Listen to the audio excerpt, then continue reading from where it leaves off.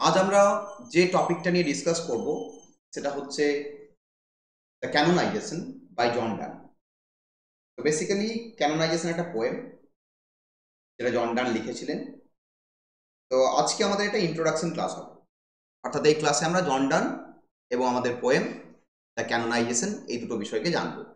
ঠিক আছে, তো প্রথমেই দেখো জন ডান সম্পর্কে আমরা জানবো। দেখো জন ডান আমরা অলরেডি পড়েছি ফার্স্ট সেমিস্টারে, আমরা অলরেডি জন ডানকে পড়েছি। তোমাদের ফার্স্ট সেমিস্টারে ছিল go and catch a falling star. সেখানে আমি জন ডানকে নিয়ে ইন ডিটেল আলোচনা করেছি, তার সাথে তার এই পোয়েম মানে তার যে রাইটিং স্টাইল, অর্থাৎ তিনি যে মেটাফিজিক্যাল কবি ছিলেন, সেই মেটাফিজিক্যাল কবিতার ওপর একটা আলোচনা হয়েছে। আজকের ক্লাসে আমরা তাই অতটা ব্যাকগ্রাউন্ডটাকে আর আলোচনা করব না, বাট এখানেও অনেক কিছু বলবো যেগুলো তোমাদের relevant to read the canonization. The canonization পড়তে যেগুলো কাজে লাগবে সেই বিষয়গুলো আমাদের অবশ্যই বলতে হবে। দেখো জন ডান, তার জন্ম হচ্ছে 1571 বা 1572। তার জন্ম হয় 1571 বা 1572 এবং তার মৃত্যু হচ্ছে 1631-এ। ঠিক আছে, তার মৃত্যু হচ্ছে 1631-এ। তিনি বেসিক্যালি একজন ইংলিশ পোয়েট, একজন স্কলার এবং একজন ক্লার্জি। কোন সময়কার? 16th এবং আর্লি 17th সেঞ্চুরি। তাহলে দেখো জন ডানের জন্ম হচ্ছে 1571 বা 1572। এই ডেটটা শিওর নয়, আমরা পার্টিকুলারলি বলতে পারবো না যে কোন ডেটে তার জন্ম, 71-এ না 72-এ। তিনি মারা যাচ্ছেন 1631-এ এবং তিনি ছিলেন একজন ইংলিশ কবি, তার সাথে স্কলার ব্যক্তি, তার সাথে সাথে একজন চার্চের ক্লার্জি। ক্লার্জি কাদেরকে বলে? চার্চের পুরোহিত। যেমন আমাদের বিভিন্ন মন্দিরের পুরোহিত থাকে, ঠিক সেরকমই চার্চে যারা প্রিস্টহুড করেন তাদেরকে ক্লার্জি বলা হয়। তার মানে বুঝতেই পারছো লোকটা খুব রিলিজিয়াস মানুষ, তাই না? এবং তার যদি সেঞ্চুরিটা আমরা দেখি তাহলে তিনি লেট 16th সেঞ্চুরি, অর্থাৎ 16th সেঞ্চুরি শেষের দিকে, এবং আর্লি 17th সেঞ্চুরি অর্থাৎ 17th সেঞ্চুরির প্রথম দিকে বিলং করছেন। কে বাবা? জন ডান। তো জন ডান হিস্ট্রি অফ ইংলিশ লিটারেচারে তাকে আমরা যে পিরিয়ডের মধ্যে দেখেছি সেটা হচ্ছে এলিজাবেথন এবং জেকোবিয়ান পিরিয়ড। দেখো আমরা যখন হিস্ট্রি অফ ইংলিশ লিটারেচার পড়েছি তখন আমরা তাকে এলিজাবেথন এবং জেকোবিয়ান এই পিরিয়ডের মাঝামাঝি সময় পেয়েছি, কারণ তিনি দেখো 1571 থেকে 1631, তার মানে দুটোকেই কভার করছেন তিনি, তাই না?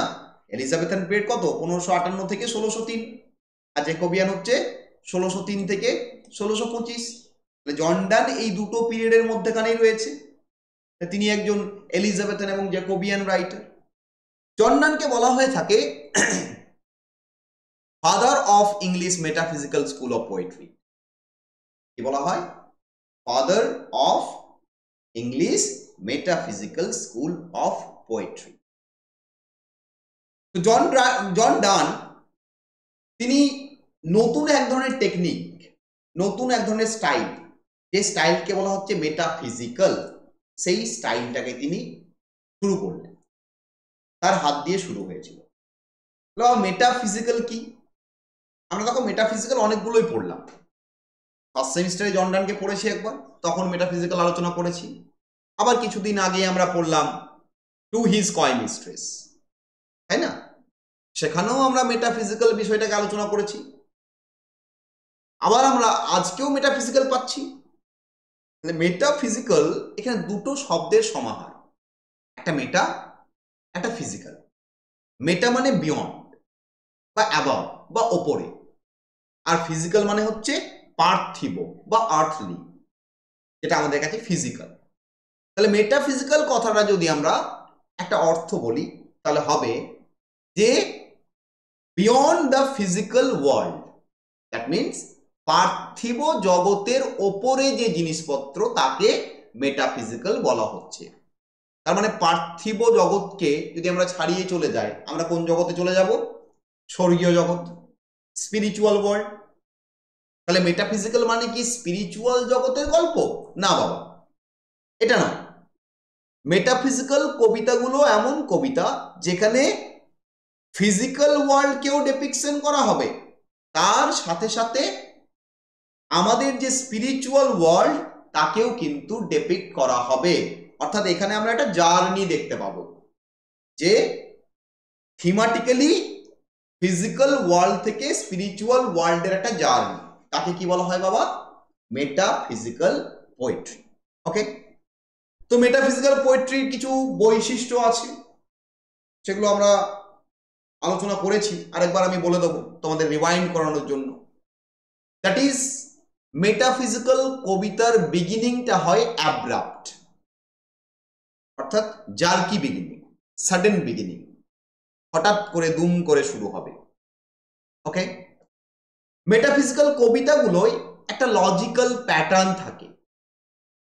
লজিক্যাল প্যাটার্ন মানে আমি একটা কথা বললাম, সেটাকে নিয়ে তর্ক বিতর্ক করা হলো, তারপর সেখান থেকে একটা কনক্লুশনে উপনীত করা হলো। তাহলে মেটাফিজিক্যাল কবিতায় কি থাকে? একটা জার্কি বিগিনিং, একটা লজিক্যাল প্যাটার্ন, আর কি থাকে বাবা? মেটাফিজিক্যাল কবিতাতে কনসিটের ব্যবহার হয়। কনসিট মানে কি বলেছি? কনসিট মানে হচ্ছে মেটাফোর। কেমন মেটাফোর? Extended metaphor. মেটাফোরটাকে যখন তুমি দীর্ঘভাবে ইউজ করবে, মেটাফোরকে দীর্ঘভাবে ইউজ করা, মেটাফোরকে এক লাইনে ব্যবহার করলে মানে কি? মেটাফোর। কিন্তু মেটাফোর তুমি পুরো কবিতা জুড়ে ব্যবহার করছো, তখন কি হয়ে যাচ্ছে? ওটা কনসিট। ঠিক আছে, তাহলে এখানে মেটাফিজিক্যাল কনসিটের ব্যবহার হয়। আর কি ব্যবহার হয় বাবা? প্যারাডক্স। কি থাকে? প্যারাডক্স। প্যারাডক্স মানে কি? প্যারাডক্স মানে হচ্ছে অপোজিট স্টেটমেন্টস। তার মানে আমি একটা এমন কথা বলবো বা এমন একটা যুক্তি রাখবো যে যুক্তিটা আমার আরেকটা যুক্তিকে বিরোধ করবে। এই যুক্তিটা আমার আরেকটা যুক্তিকে কি করবে? বিরোধিতা করবে। তাহলে এই যে দুটো যুক্তির মধ্যে যখন ধাক্কা লাগবে বা দুটো যুক্তির মধ্যে যখন দ্বন্দ্ব হবে, তাকে কি বলা হচ্ছে বাবা? প্যারাডক্স। আর কি থাকে? মেটাফিজিক্যাল কবিতাতে লাভ এবং রিলিজিয়নকে নিয়ে ডিল করা হয়। লাভ এবং রিলিজিয়নকে নিয়ে ডিল করা হয়। আর আমরা বলতে পারি মেটাফিজিক্যাল কবিতায় একটা জার্নি দেখতে পাওয়া যায়, ফিজিক্যাল ওয়ার্ল্ড থেকে স্পিরিচুয়াল ওয়ার্ল্ডের দিকে একটা প্রোগ্রেশন। সো এই সমস্ত বৈশিষ্ট্য কিন্তু আমরা মেটাফিজিক্যাল কবিতায় পেয়ে যাই। তো সেই মেটাফিজিক্যাল কবিতাকে যদি কেউ ইনভেন্ট করে থাকেন, দ্যাট ইজ জন ডান। তাকে বলা হয় মেটাফিজিক্যাল স্কুল অফ পোয়েট্রির ফাদার, মানে জনক। ওকে, তো জন ডান সম্পর্কে, জন ড্রাইডেন একজন বিখ্যাত রাইটার। তোমরা এজ অফ ড্রাইডেন পড়েছো হিস্ট্রি অফ ইংলিশ লিটারেচারে। তো সেই জন ড্রাইডেন, তিনি জন ডান সম্পর্কে একটা বিখ্যাত উক্তি বলেছেন, বিখ্যাত কমেন্ট করেছেন। তিনি কি বলেছেন? তিনি বলেছেন, he affects the metaphysics not only in his satires but his amorous verses, where nature only should reign and entertain them with the softness of love. অর্থাৎ জন ডান এমন একটা ব্যক্তি যিনি প্রভাবিত করেছেন মেটাফিজিক্সকে, শুধুমাত্র তার স্যাটায়ার কবিতাগুলোই তো নয়, তার ভালোবাসার কবিতাগুলোতেও সেখানে তিনি প্রকৃতি এবং ভালোবাসা এই দুটোকে ব্লেন্ড করে একটা সুন্দর কবিতার রূপ দিয়েছেন। কে বলছেন বাবা? John Dryden. এই কথাটা খুব ইম্পর্টেন্ট। ঠিক আছে, নেক্সট হচ্ছে রাইটিং স্টাইল। কার রাইটিং স্টাইল? ডানের রাইটিং স্টাইল। জন ডান কেমন লিখতেন? দেখো, যেহেতু তিনি মেটাফিজিক্যাল কবি, তাহলে মেটাফিজিক্যাল কবিতার বৈশিষ্ট্যগুলো আমরা অলরেডি তার মধ্যে পাবো, এটা আমাদের মাথায় রাখতে হবে। কারণ যে কবি যে পার্টিকুলার জনরাতে বিলং করছেন, তার রাইটিং স্টাইল কিন্তু সেই জনরাকেই ফলো করে। আবার যে কবি যে এজের মধ্যে বিলং করছেন, সেই এজের বৈশিষ্ট্য কিন্তু সেই কবির মধ্যে আমরা দেখতে পাই, তাই না? দেখবে তোমাদের যখন আমি হিস্ট্রি অফ ইংলিশ লিটারেচারে ক্লাস নিয়েছি, আমি প্রত্যেকটা এজের বৈশিষ্ট্য নিয়ে আলোচনা করেছি, করিনি? ক্যারেক্টারিস্টিক্স, যে এই এজে পার্টিকুলার কোন কোন দিকে লিটারেচারটা ইনফ্লুয়েন্সড হচ্ছে বা ফ্লোরিস্ট হচ্ছে। তাহলে এখানেও ডানেরও কিছু পার্টিকুলার রাইটিং স্টাইলস আছে। কি কি পাই বাবা আমরা? নাম্বার 1, তার রাইটিং এর মধ্যে আমরা অ্যাব্রাপ্ট বিগিনিং দেখতে পাই, দেখতে পাবো, যেহেতু তিনি একজন মেটাফিজিক্যাল পোয়েট।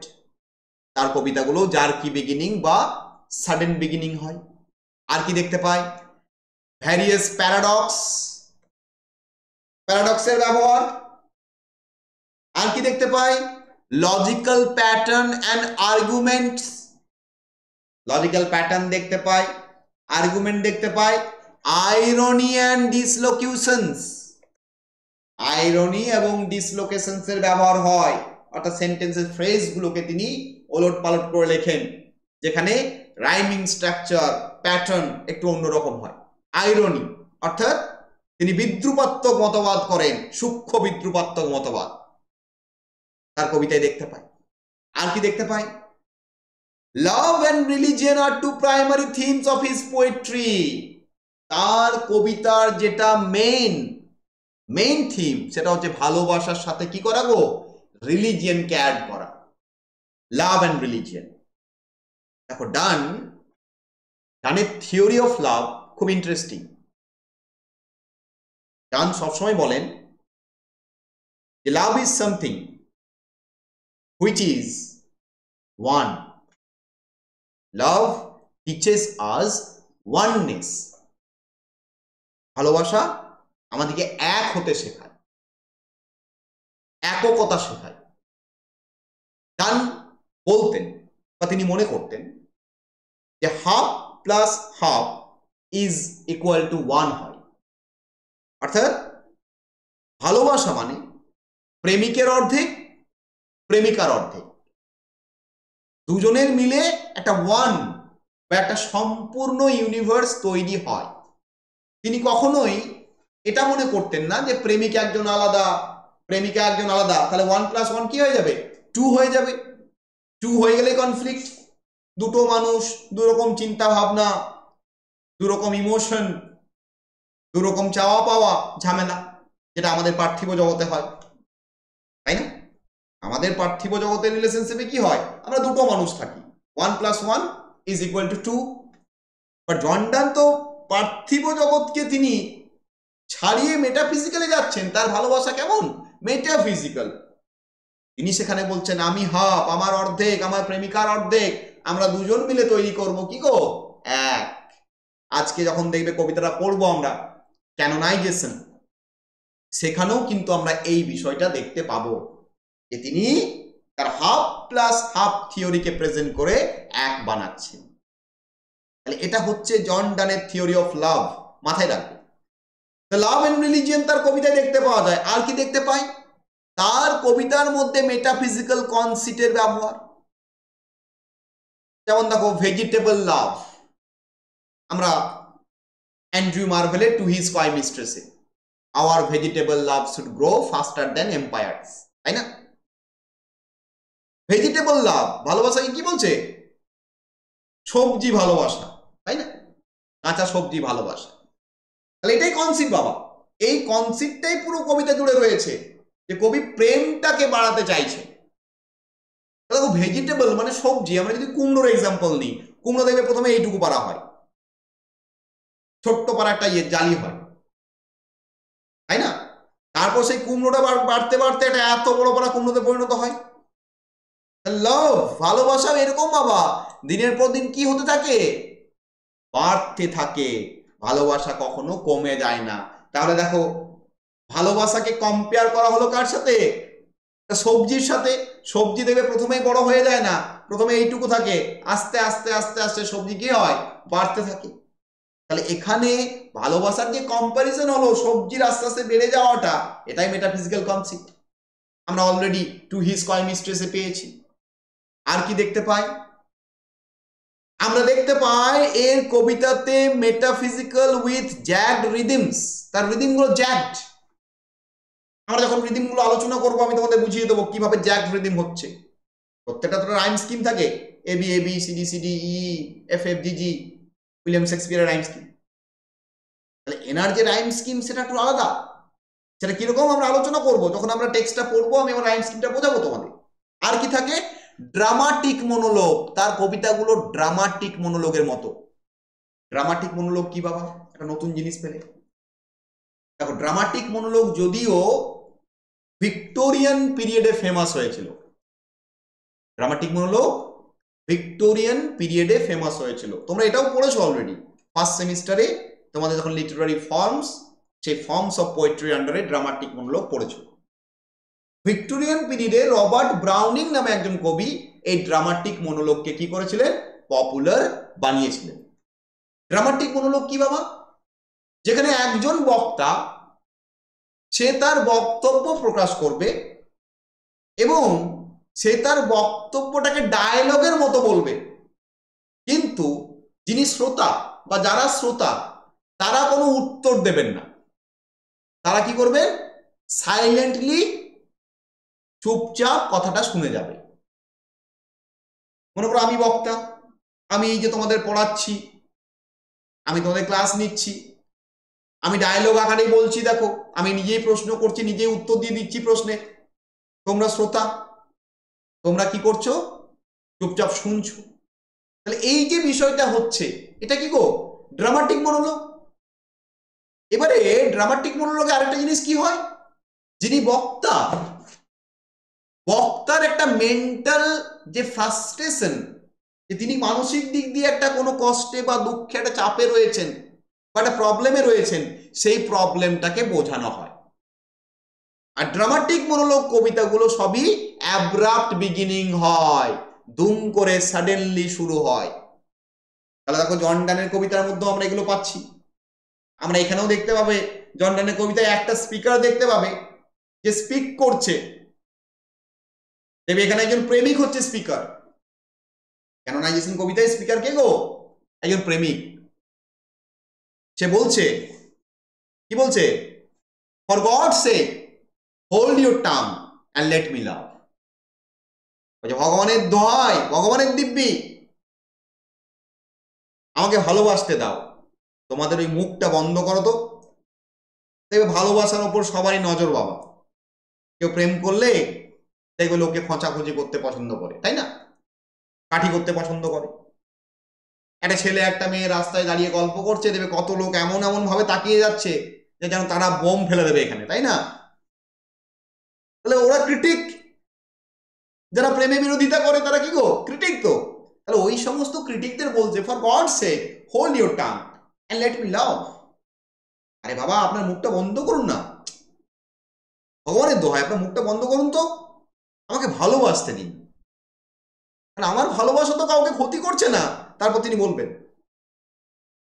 তারপর দেখবো খুব সুন্দর ইন্টারেস্টিং ওয়েতে, মজাদার ওয়েতে তিনি বলছেন যে আমার ভালোবাসা তো কোনো ক্ষতি করছে না, যে আমি জানলাম আমি ভালোবাসছি মানে কারো ঘর বাড়ি ভেঙে গেল, তাহলে সেটা আলাদা ব্যাপার, সেরকম তো হচ্ছে না, আপনাদের কেন এত প্রবলেম, ঠিকই বলছে। ঠিক আছে, তাহলে এনার কবিতাগুলো সব কি হয় বাবা, ড্রামাটিক মনোলগ টাইপের হয়। ওকে, আমরা ডাইরেক্টলি ড্রামাটিক মনোলগ বলবো না, ড্রামাটিক মনোলগ টাইপের কবিতা। আর কি থাকে, ইন্টেলিজেন্স অ্যান্ড স্টার্টলিং ইমেজেস। তিনি তার উইটের ব্যবহার করতেন, তার কবিতাগুলো খুব উইটি, খুব চালাকি, চালাকপূর্ণ ল্যাঙ্গুয়েজ, এবং তার ইমেজগুলো খুব সুন্দর।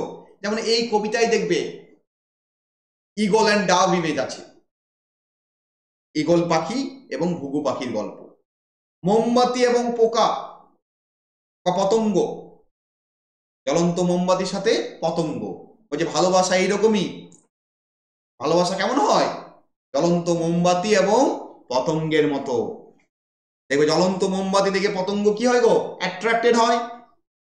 আর যেই জ্বলন্ত মোমবাতির কাছে যায় পোকা কি হয়ে যায়, পুড়ে ছাই হয়ে যায়।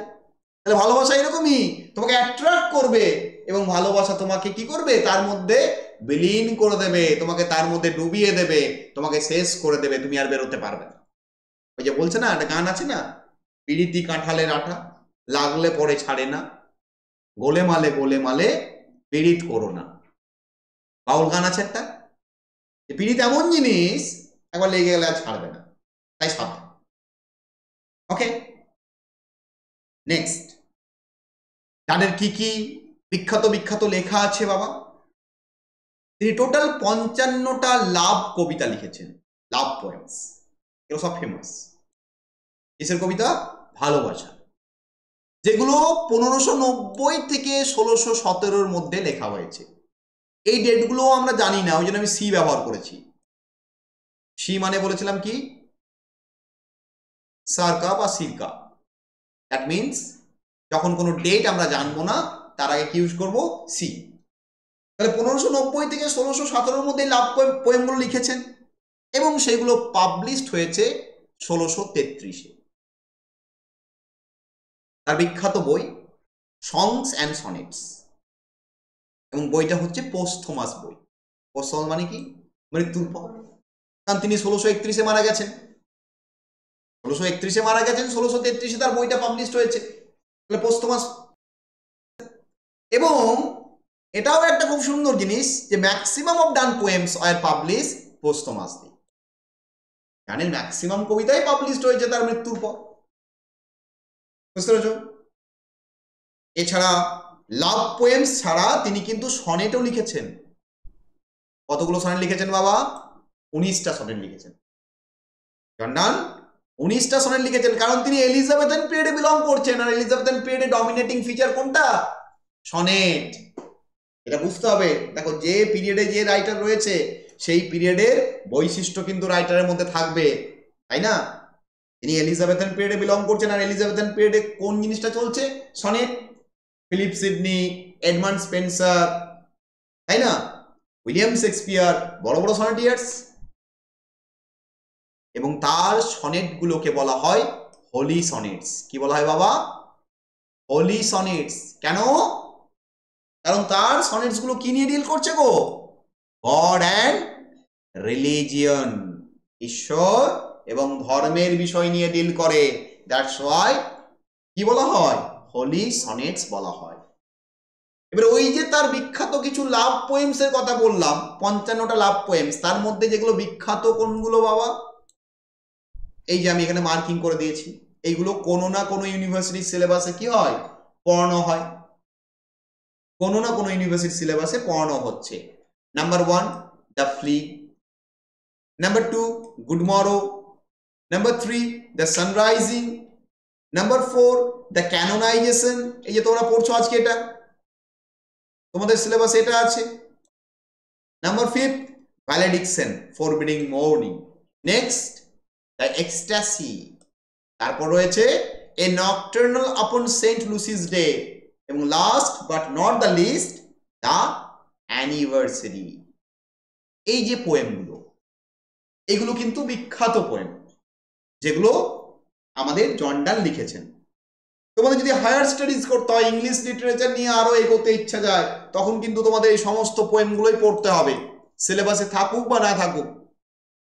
যেগুলো ফেমাস বলে দেওয়া হয়েছে এগুলো কিন্তু সবই তোমাদের পড়তে হবে, বা বিষয়বস্তুগুলো নিয়ে একটু একটু ধারণা রাখতে হবে। কারণ তুমি মনে করো ইউজিসি নেট এক্সাম দেবে, সিইউইটি পিজি এক্সাম দেবে, যেখানে সেন্ট্রাল ইউনিভার্সিটিতে চান্স পাওয়ার জন্য, বা তুমি গেট এক্সাম দেবে, তখন কিন্তু এই প্রশ্নগুলো আসবে, এখান থেকেই প্রশ্ন আসে। So this is all about John Donne. John Donne সম্পর্কে আমরা এই বিষয়গুলো বুঝলাম বা জানলাম। আমরা বুঝে গেলাম যে তিনি নতুন এক ধরনের কবিতা বা স্টাইলকে তিনি তৈরি করলেন। এই কারণে জানো তো, জন ডান তার সময়ে তিনি খ্যাত হননি। দেখো, জন ডান একজন রেনেসা ফিগার, তিনি যে সময় বিলং করছেন সেই সময় রেনেসা চলছে ইংল্যান্ডে। এবার রেনেসা মানে কি বলেছিলাম? নবজাগরণ, নতুন নতুন দিকে এক্সপেরিমেন্টেশন। জন ডানও কিন্তু এক্সপেরিমেন্ট করলেন। কিসে করলেন? কবিতাতে। তিনি নতুন ধরনের কবিতা নিয়ে এলেন, মেটাফিজিক্যাল পোয়েট্রি। কিন্তু সেই মুহূর্তে তিনি কিন্তু আবার রেকগনাইজড হননি, অর্থাৎ যে সময় তিনি বিলং করতেন সেই সময় তিনি কিন্তু এতটা পপুলার হননি, তিনি অনেক পরে গিয়ে হয়েছেন। ভাবো, তার সম্বন্ধে কথা বলছে জন ড্রাইডেন অনেক পরে, তাই না? তিনি যত টাইম গেছে তত তার কবিতার গুরুত্ব বেড়েছে। সেই সময়ে হয়তো অতটা পপুলারিটি গেইন করেননি। যেমন জীবনানন্দ দাশ, তিনি বেঁচে থাকাকালীন কোনো রকম রিকগনিশন পাননি। তিনি যখন বেঁচে ছিলেন, তিনি যখন কবিতা লিখতেন, লিটারেচার লিখতেন বাংলা সাহিত্যে, তিনি কিন্তু রিকগনিশন পাননি। তিনি মরে যাওয়ার 10 বছর পর যখন তার কবিতা পাবলিশড হয়, কোনো এক পাবলিশার পাবলিশ করে, তখন মানুষ বুঝতে পারে what is the relevance of him. এটা হয় বাবা অনেকের ক্ষেত্রে। তাহলে জন ডানের ক্ষেত্রেও সেম। জন ডান তার কবিতাগুলো পাবলিশড হচ্ছে তাও পোস্টমাসলি, মৃত্যুর পরে কিন্তু তিনি পপুলারিটিটা গেইন করেছেন, এবং সবচেয়ে গেইন করেছেন মডার্ন পিরিয়ডে এসে, যখন টি.এস. এলিয়ট তার বিখ্যাত একটা এসে দ্য মেটাফিজিক্যাল পোয়েটস, কি নামে সেটা, দ্য মেটাফিজিক্যাল পোয়েটস, ওখানে তিনি জন ডান তার কবিতাকে নিয়ে ডিল করছেন এবং তিনি বলছেন জন ডানের কবিতার মধ্যে একটা নতুন ধরন পাওয়া যায়, that is unification of sensibility. এখানে তিনি সেন্স ইমোশনকে মিলিয়ে একটা ইউনিফাইড ফর্ম তৈরি করেছেন। তো this is all about John Donne. আমরা জন ডান সম্পর্কে জানলাম, এরপর আমরা দ্য ক্যানোনাইজেশন পোয়েমটা সম্পর্কে জানব। দেখো, দ্য ক্যানোনাইজেশন কবিতার নামটাই খুব সুন্দর। বাংলায় যদি বলি না, সাধুকরণ। ক্যানোনাইজেশন মানে হচ্ছে সাধুকরণ, একটা ধর্মীয় প্রসেস। আমি কোনো ব্যক্তিকে সাধু বানাচ্ছি, সাধু বানানোর যে প্রসেস তাকে কি বলা হয়? ক্যানোনাইজেশন। বাংলায় আমরা বলতে পারি সাধুকরণ। ওকে, জানবো কেন ক্যানোনাইজেশন, কাকে ক্যানোনাইজ করছেন, সবই আমরা বুঝবো। খুব ইন্টারেস্টিং কবিতা। কখন লেখা হচ্ছে বাবা? 1590-এর দশকে, 1590s, অর্থাৎ 1590 থেকে 1600 এর মধ্যে কোন একটা সময় লেখা হয়েছে। আমরা এক্সাক্ট ডেট জানি না। পাবলিশড কখন হচ্ছে? পাবলিশড হচ্ছে পোয়েমস নামে একটা কালেকশনে, যেটা 1633-এ পাবলিশড হয়েছিল।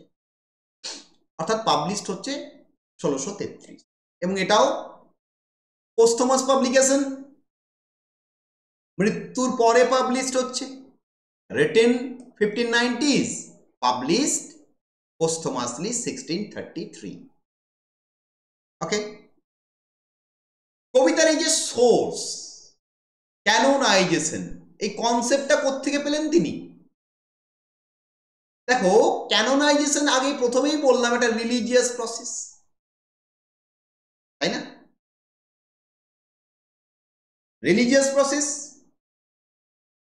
ক্যানোনাইজেশন কথার অর্থ হচ্ছে তুমি কোনো ধর্মীয় বই লিখছো, ধর্মীয় কোনো মন্ত্র লিখছো মনে করো, সেটাকেও ক্যানোনাইজেশন বলা হয়। আবার তুমি কাউকে সাধু তৈরি বানাচ্ছ, সাধু করছো, মনে করো কোনো একজন মানুষ মারা গেছে, কিন্তু সে বিরাট ধর্মীয় মানুষ ছিল, তাকে আমরা বললাম যে না, এই লোকটা সাধু, এর নামে একটা কি করে দেওয়া হোক, মন্দির করে দেওয়া হোক। তাহলে কোনো ব্যক্তিকে সাধুতে পরিণত করা, বা আমি মনে করো কোনো ব্যক্তি, আমি কোনো ধর্মীয় স্ক্রিপচার লিখছি, ধর্মীয় কোনো মন্ত্রতন্ত্র, কোনো আচার অনুষ্ঠান, এই সমস্ত ধর্মীয় বিষয়গুলো লেখালেখি করছি, এই যে আমার পবিত্র যে ধর্মীয় গ্রন্থ বা যে বই, ওই লেখার প্রসেসটাকেও কি বলা হয় গো? ক্যানোনাইজেশন। তাহলে টোটালি এটা একটা রিলিজিয়াস টার্ম। অর্থাৎ আমরা যদি এক কথায় বলতে চাই, আমরা বলতে পারি ক্যানোনাইজেশন মানে হচ্ছে একটা ধর্মীয় পবিত্র বিষয়। ওকে, একটা ধর্মীয় বা একটা পবিত্র বিষয়। নেক্সট, এই পোয়েমটার জেনরা বা জনরা, এটা কোন টাইপের কবিতা? এটাকে আমরা বলতে পারি it is a metaphysical love poem. এটা মেটাফিজিক্যাল কবিতা, কিন্তু এখানে লাভ রয়েছে, কারণ জন ডানকে তো আমরা বললাম যে তিনি একজন মেটাফিজিক্যাল লাভ পোয়েট, এবং তার কাছে ভালোবাসা মানে half plus half is equal to 1। এটা হচ্ছে তার কাছে ভালোবাসার ডেফিনেশন, যে আমার অর্ধেক তোমার অর্ধেক, আমরা দুজন মিলে তৈরি করবো একটা সম্পূর্ণ জগৎ, এবং সেই জগতে আমরাই সব, আমরাই হচ্ছি সেন্টার অফ দ্য ইউনিভার্স, আমরাই হচ্ছি সেন্টার অফ দ্য ইউনিভার্স। ওই যে আছে না, সবার উপরে মানুষ সত্য, জন ডান কি বলছে? সবার উপরে আমরা সত্য, আমাদের উপরে নেই। ফ্রেজটা জানি সবার উপরে মানুষ সত্য, তাহার উপরে নাই, এটা আমরা জানি। কিন্তু জন ডান কি বলছে? সবার উপরে আমরা সত্য, না আমি আর আমার প্রেমিকা, আমাদের উপরে নাই, এটা জন ডান। এটা মাথায় রাখতে হবে যে তারা ভালোবেসে ভালোবাসাকে এমন একটা রূপ দিচ্ছেন যে ভালোবাসায় সবকিছুকে তারা জয় করে নিয়েছে। তাহলে এই কবিতাটা একটা মেটাফিজিক্যাল লাভ পোয়েম। এছাড়া এটাকে আমরা একটা ড্রামাটিক মনোলগ বলতে পারি, কারণ জন ডানের এটা একটা বৈশিষ্ট্য। এখানে একজন সিঙ্গেল স্পিকার কি করছে? সে অ্যাড্রেস করছে কাকে? তার সাইলেন্ট লিসেনার বা লিসেনারদের। লিসেনার একজনও থাকতে পারে, 10 জনও থাকতে পারে, কিন্তু লিসেনাররা সাইলেন্ট, মানে তারা কোনো কথা বলবে না, চুপচাপ শুনছে। এই যেমন আমি ক্লাস নিচ্ছি, ক্লাসে একজনও থাকতে পারে, 10 জনও থাকতে পারে, 100 জন, 1000 জন, কিন্তু তারা কি গো? চুপচাপ। Next, title. এই টাইটেলটা খুব ইম্পর্টেন্ট। তোমাদের টাইটেল থেকে প্রশ্নও আসতে পারে, 2 মার্কস, 5 মার্কস, 10 মার্কস, যে কোনো মার্কসে আসতে পারে। যে ক্যানোনাইজেশন কথাটার অর্থ কি? দেখো, ক্যানোনাইজেশন কথাটার অর্থ তো আমরা প্রথমেই জানলাম, এই যে এখানে। এর মানে হচ্ছে একটা প্রসেস, রিলিজিয়াস প্রসেস, যেখানে কাউকে সাধু বানানো হচ্ছে, বা তুমি কোনো রিলিজিয়াস টেক্সটকে, স্ক্রিপচারকে প্রিজার্ভ করছো বা লিখছো। তাহলে এখানে ক্যানোনাইজেশন টাইটেলটার মানে কি? এটা দুটো মানে আছে। কটা মানে আছে বাবা? দুটো, ডুয়াল পারপাস। একটা হচ্ছে the speaker argues that his love will canonize him into a kind of sainthood. প্রথমত কবি বলতে চাইছেন যে ভালোবাসা এমন একটা জিনিস, সেই ভালোবাসার মাধ্যমে তিনি এবং তার প্রেমিকা সাধুতে পরিণত হবেন, একজন বিরাট বড় রিলিজিয়াস মানুষে পরিণত হবেন। লোকে তাদের পুজো করবে। কিসের পুজো করবে? ভালোবাসার এপিটম হিসাবে, ভালোবাসার দেবতা দেবী হিসাবে পুজো করবে। ভালোবাসা এমন একটা কোয়ালিটি যে তাদেরকে কি বানাতে পারে গো? সাধু বানিয়ে দিতে পারে। এটা নাম্বার 1 পারপাস। আবার কি? The poem itself functions as a canonization of the pair of lovers. আবার এই কবিতাটাও কি এটা ক্যানোনাইজেশন প্রসেস? কারণ ক্যানোনাইজেশন মানে আমি একটু আগে কি বললাম? সাধুকরণ ছাড়া এটা কি বললাম? রিলিজিয়াস স্ক্রিপচার লেখা। তাই এখানে তিনি যে কবিতাটা লিখছেন, এই কবিতাটাও তিনি কি করছেন গো? একটা ক্যানোনাইজেশন প্রসেস করছেন, এবং এর মাধ্যমে প্রেমিক এবং প্রেমিকা দুজনও কি হয়ে যাচ্ছে গো? ক্যানোনাইজড হয়ে যাচ্ছে। তাহলে ডুয়াল পারপাস প্লে করছে কে? আমাদের এই কবিতার টাইটেলটা। Next, structure of the poem. Structure কি? এখানে টোটাল 45 লাইনস আছে, অর্থাৎ 5 9 লাইন স্ট্যাঞ্জা। 5টা স্ট্যাঞ্জা আছে, এক একটা স্ট্যাঞ্জায় 9টা করে লাইন। 9 × 5 45, 45 লাইনের কবিতা। Next, form. কবিতার ফর্মটা কেমন? ফর্ম কেমন বাবা?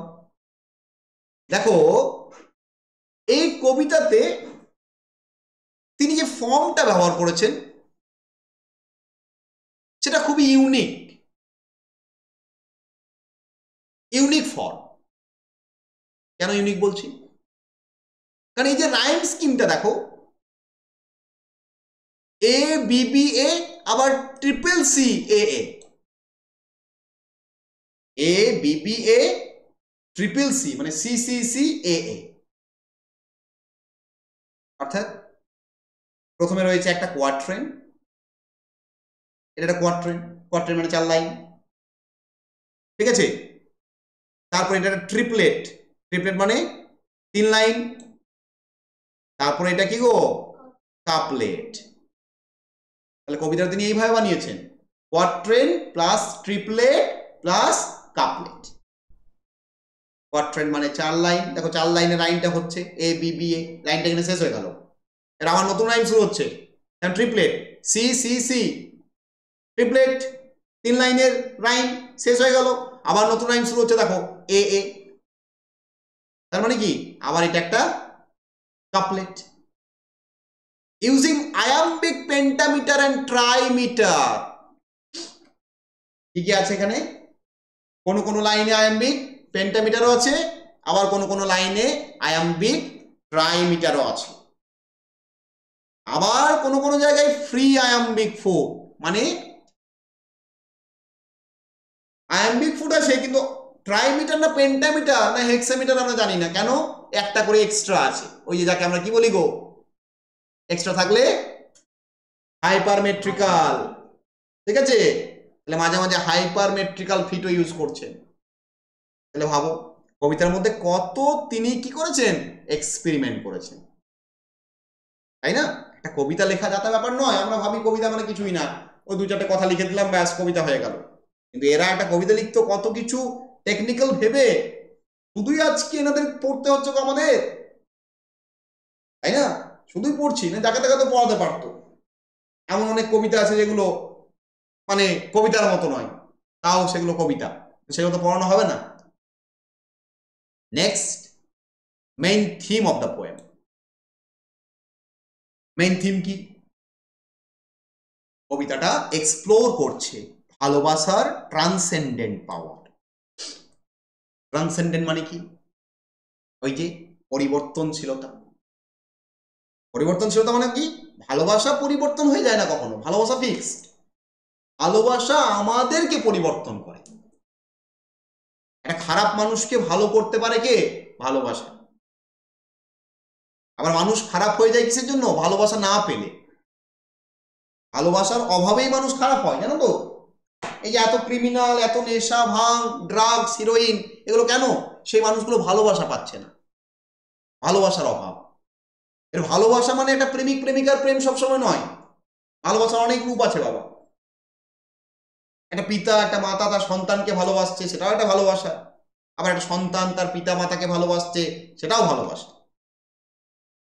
মাদার টেরিজার নোবেল লেকচার পড়বে কখনো? মাদার টেরিজা নাম প্রত্যেকেই শুনেছো, ওনার নোবেল লেকচার, অর্থাৎ তিনি যখন নোবেল পেয়েছিলেন তখন তিনি লেকচার দিয়েছিলেন একটা, নোবেল প্রাইজটা যখন তিনি রিসিভ করেন তিনি একটা লেকচার দিয়েছিলেন, সেখানে তিনি ভালোবাসাকে পৃথিবীর সর্বশ্রেষ্ঠ, ইউনিভার্সের সবচেয়ে শ্রেষ্ঠ একটা বিষয় বলেছেন, কারণ তিনি তো ভালোবাসতেন সবাইকে, তাই না? ভালোবাসার মাধ্যমেই যুদ্ধকে কি করে দেওয়া যায়? বন্ধ করে দেওয়া যায়। তাহলে ভালোবাসার মধ্যে ট্রান্সেন্ডেন্ট পাওয়ার আছে, তাই না? এবং সেখানে তিনি পোর্ট্রে করছেন lovers as saints of affection. ভালোবাসাতে যারা থাকে, যারা লাভার্স, যারা প্রেমিক প্রেমিকা, তারা হচ্ছে সাধু। ভালোবাসতে পারলেই তারা সাধু হতে পারবে। Their passions defy societal norms, achieving spiritual elevation through mutual devotion. এর ভালোবাসার প্যাশনে যদি কেউ আবদ্ধ থাকে, তাদের মধ্যে যদি মিউচুয়াল ডিভোশন থাকে, একে অপরের প্রতি যদি সম্পর্ক তাদের ঠিক থাকে, তাহলে তারা কি করতে পারবে গো? তারা একটা স্পিরিচুয়াল এলিভেশন লাভ করতে পারবে, এবং তারা নিজেদেরকে ভালোবাসার মাধ্যমে ক্যানোনাইজড করতে হবে, তাদেরকে ধর্মের প্রয়োজন নেই। ক্যানোনাইজেশন তো ধর্মীয় প্রসেস, তাই না? কিন্তু যারা একে অপরকে ভালোবাসে, যাদের ভালোবাসা নিষ্ঠাবান, যাদের ভালোবাসার মধ্যে কোনো খুঁত নেই, তারা সত্যিকারের একে অপরের সাথে ভালোবাসায় রয়েছে, যারা ভালোবাসার জন্য সমস্ত বাধাকে অতিক্রান্ত করতে রাজি আছে, তাদের ভালোবাসা তাদেরকে ক্যানোনাইজড করে দেয়, সাধুতে পরিণত করে। So this is the main theme of the poem.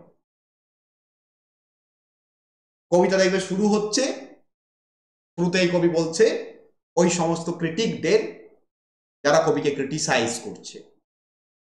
কবি প্রেম করছে মনে করো প্রেমিকার সাথে, সেই প্রেম দেখে অনেক লোকের জ্বলন হচ্ছে, তো তারা ক্রিটিসাইজ করছে, তখন কবি তাদের বিরোধিতা করে বলছেন, for God's sake hold your tongue and let me love. দেখো সব বকো না, ভুলভাল বকো না, আমায় ভালোবাসতে দাও। তারপর তিনি যুক্তি দিচ্ছেন, আর্গুমেন্ট থাকবেই বাবা, মেটাফিজিক্যাল কবিতা। তিনি যুক্তি দিচ্ছেন, তিনি বলছেন দেখো আমার ভালোবেসে কারো পাকা ধানে মই পড়ে যায়নি, বা আমি ভালোবাসছি বলে রাজারও কোনো ক্ষতি হয়নি, কোনো বন্যাও চলে আসেনি, কোনো ঝড়ও আসেনি। সত্যি তো, দুটো মানুষ ভালোবাসছে, তার ফলে কি কোনো ঝড় আসে? না, আসে না। কিন্তু এগুলো বিশ্বাস করা হতো সেই সময়, সেই সময়কার মেন্টালিটি ছিল বাবা মানুষের। যে সময় তিনি কবিতাটা লিখছেন, ওই যে 16-17 সেঞ্চুরি, সেই সময় মানুষ এতটা গোঁড়া ছিল যে মানুষ বলতো যে ভালোবাসা টালোবাসা এগুলো কি গো, শয়তানের খেলা। ভালোবাসা কার খেলা? শয়তানের খেলা। অর্থাৎ একটা মেয়ে একটা ছেলেকে যদি প্রেম করে, শয়তানে ওদেরকে করাচ্ছে। কারণ মেয়ে ছেলে ওইভাবে প্রেম করাটা ওরই হয় না, ডাইরেক্ট বিয়ে করতে হবে, দেখাশোনা করে বাড়ি থেকে বিয়ে। ওসব ভাবে প্রেম ট্রেম হয় না, ওগুলো শয়তানে করাচ্ছে। প্রেম করলে সেগুলো সমাজের পক্ষে কি গো, অশুভ। সমাজে বিভিন্ন প্রাকৃতিক দুর্যোগ হতে পারে, ভূমিকম্প, ঝড়, বন্যা, খরা এসব হতে পারে, যুদ্ধ লেগে যেতে পারে। তাহলে প্রেমকে এরকম ভাবা হতো, ভাবো। এখন হয়তো আমাদের কাছে এটা অদ্ভুত মনে হচ্ছে, স্যার মানুষ এতটা বোকা ছিল না গো, সেই সময়কার তোমাকে ভাবতে হবে। যে সময় আজ থেকে 400-500 বছর আগেকার গল্প, তখন মানুষের মেন্টালিটি ওটাই ছিল। প্রেম করা মানে যুদ্ধ করা, প্রেম আর যুদ্ধ একই ব্যাপার, তাই না? তাহলে মানুষের মাথার এরকম কনসেপ্ট গুলোকে তিনি পরিবর্তন করছেন এবং তিনি বলছেন না, ভালোবাসা এরকম কোনো ক্ষতি টতি হয় না। ভালোবাসা একটা অন্য ট্রান্সেন্ডেড ফিলিংস। ভালোবাসা তোমাকে পরিবর্তন করতে পারে, ভালোবাসা তোমাকে সাধুতে রূপান্তর করতে পারে। ভালোবাসার মধ্যে সেই পাওয়ার আছে, এই কথাটা তিনি বলছেন। So this is the poem the canonization by John Donne. আমরা আজকের ক্লাস এখানেই শেষ করব, নেক্সট ক্লাসে আমরা টেক্সটটাকে আলোচনা করব। ওকে, তাহলে এটা আমাদের আজকের ইন্ট্রোডাকশন ক্লাস হলো, কার উপর? জন ডান এবং ক্যানোনাইজেশনের উপর।